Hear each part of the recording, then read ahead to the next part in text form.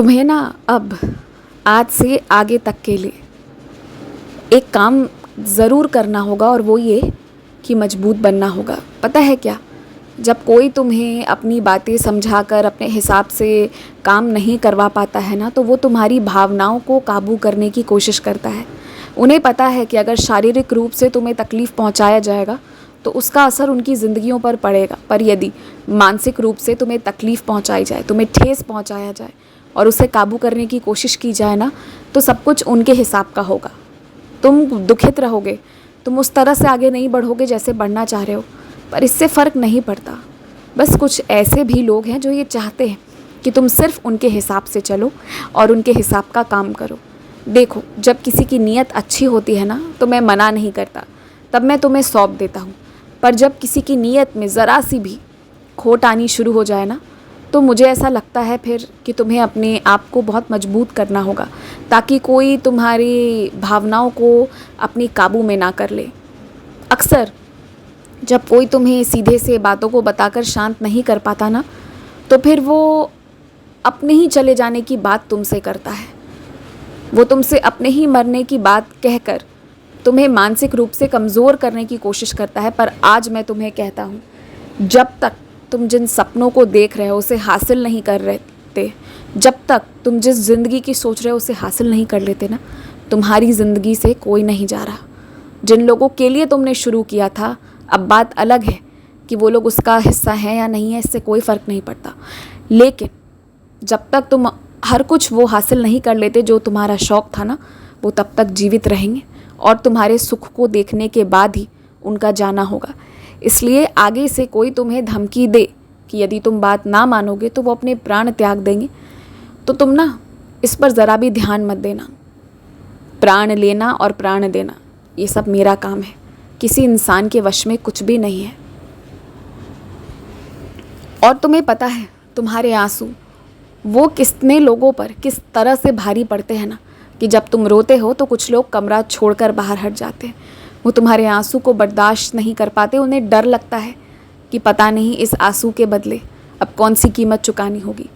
हालांकि ये बातें बताकर मैं तुम्हारे मन में घमंड नहीं लाना चाहता, पर मैं तुम्हें निश्चित ही ये बताना चाहता हूँ कि तुम एक बहुत अच्छे इंसान हो, बहुत अच्छा हृदय रखते हो, और इसलिए तुम्हारे आंसुओं की सज़ा भी दूसरों को जल्दी मिल जाती है। तुम जिस मार्ग पर हो वो गलत नहीं है, यदि गलत होता तो ऐसी कृपा नहीं होती। इसलिए समझो, तुम्हारी प्रार्थनाएं भी जल्दी सुन ली जाती हैं और तुम्हारे आंसू भी। तो और क्या चाहिए तुम्हें? तुमने कभी ना दिल से मांगा ही नहीं है। यदि तुम दिल से मांगोगे तो तुम्हें मिल जाएगा, क्योंकि विश्वास की तुम में कमी ज़रा भी नहीं है, और तुम सबूरी भी आराम से रख लेते हो बिना किसी चिंता के। पर बात यह है ना कि आज तक अपने लिए नहीं मांगा तुमने। एक बार मांगा होता ना, तो मैं बहुत खुश हुआ होता और खुशी से दिया होता। लेकिन फिर अब जब तुमने अपने आप को ही मुझे सौंप दिया है, तो उससे ज़्यादा प्रसन्नता की बात क्या है। और फिर तुम्हें निश्चिंत होना चाहिए कि जब तुम मुझे सौंप चुके हो अपने आप को, तो अब जो होगा वो मेरी कृपा से बहुत सुंदर होगा। और मुझे पता है कि तुम कई मार्ग में सोच रहे हो कि कौन से वाले मार्ग को चुनूं, और अब तक तुम किसी भी मार्ग को चुनकर खुश बहुत नहीं थे। लेकिन अब जो फैसले तुमने करना शुरू किया है पिछले कई दिनों से, जिस ओर तुम्हारा ध्यान बार बार आकर्षित हो रहा है,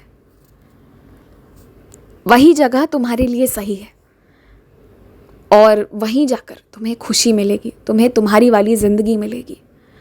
और ऊंचाइयों को छूने के लिए, बहुत सी चीज़ों को हासिल करने के लिए सिर्फ 2-3 रास्ते नहीं हैं, बल्कि जिस रास्ते को चुनो उसमें सर्वश्रेष्ठ बनो, मेहनत करो, ये रास्ता है। जब तुमने गलत किया नहीं है तो फिर अपने आप को ना बुरा महसूस मत करवाया करो, इस बात का ध्यान दो।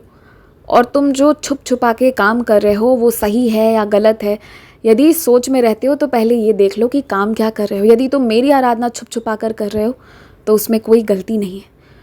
वो तो उन लोगों का दुर्भाग्य है जो लोग तुम्हें रोक देते हैं और जिस कारण तुम्हें छुप कर ये करना पड़ रहा है। वरना सोचो, अगर वो सब तुम्हें करने देते तो कृपा कितनी होती उन पर भी। पर ये तो उनका दुर्भाग्य है, इससे तुम क्यों परेशान हो रहे हो? छुपकर भी यदि तुम सबकी उन्नति के लिए प्रार्थना ही कर रहे हो या कोई अच्छा ही काम कर रहे हो, तो फिर उसके लिए अपने आप को दोषी मत ठहराओ, उसके लिए गलत या उसके लिए बुरा महसूस मत करो। कोई किसी के घर उजाड़ने की बात चाहे कितनी भी क्यों ना कह ले, पर एक बात हमेशा याद रखना, अपने हाथ से कभी मत करना। अपने हाथ से और अपने योगदान से कभी मत होने देना। बाकी जिसे जो करना है ना, बीच में रोकने भी मत जाना, क्योंकि तुम्हें ये मालूम है होगा वही जो चाहूँगा मैं। तो इसलिए तुम किसी के बीच हस्तक्षेप भी मत करना, लेकिन गलत काम में योगदान भी मत देना। और यदि तुम्हें ऐसा लगने लगे ना कि या तो कमियां बहुत सी चीज़ों की हैं या फिर बहुत लोग तुम्हें परेशान कर रहे हैं, कोई समस्या का समाधान ना मिले, ज़िंदगी उखड़ी बिखरी हुई सी लगने लगे ना, तो कभी जाकर उस हिस्से में भी बैठ आना ना जहाँ अंत में एक शरीर को मिट्टी में मिलाकर जलाकर दाह संस्कार कर दिया जाता है। जब वहाँ जाओगे, जब उस भूमि पर रहोगे, तब तुम्हें एहसास होगा कि कुछ भी नहीं है, माया के सिवा ये सब कुछ भी नहीं है। जब ये सब कुछ माया है, कुछ भी सत्य नहीं है, तो इस माया के लिए परेशान क्यों होते हो? मत हो परेशान, सिर्फ आगे बढ़ो, अच्छा करो और तुम्हारे अंदर बसा हुआ अच्छा इंसान हमेशा रहेगा। बस ये बात है कि अपनी बातें सबको मत कहना, जो चाहते हो उसे हासिल किए बिना सबको वो बातें मत बताना, लेकिन तुम्हारे भीतर का जो अच्छा इंसान है, जो सेवा करता है, दया का भाव रखता है, वो हमेशा जीवित रहेगा। उसके लिए निश्चिंत रहो और खुश रहो।